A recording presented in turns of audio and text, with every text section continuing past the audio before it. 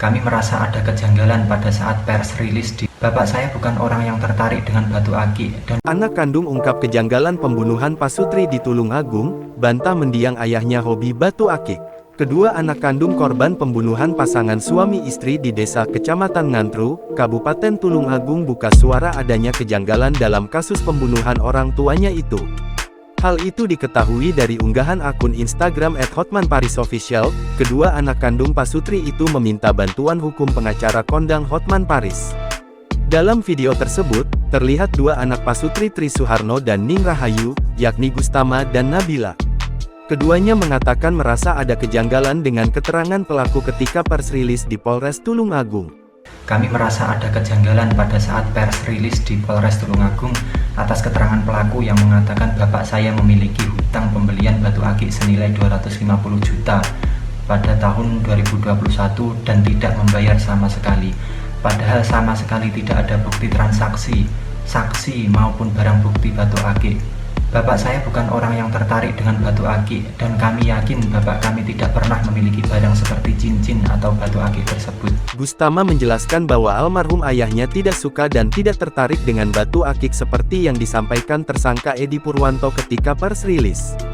Kedua anak korban Pasutri ini mencurigai ada dalang yang menyuruh pelaku membunuh ayah dan ibunya. Kami curiga ada dalang yang menyuruh pelaku di balik kasus pembunuhan ini. Kami memohon agar dibongkar siapa dalang yang menyuruh pelaku melakukan pembunuhan dan apa motif pembunuhan yang sebenarnya terjadi kepada orang tua kami. Besar harapan kami kepada Bapak Hotman Paris beserta tim Hotman 911 agar mau membantu mendampingi kami dalam penanganan kasus pembunuhan almarhum orang tua kami, supaya kami mendapat keadilan seadil-adilnya terhadap almarhum orang tua kami. Terima kasih.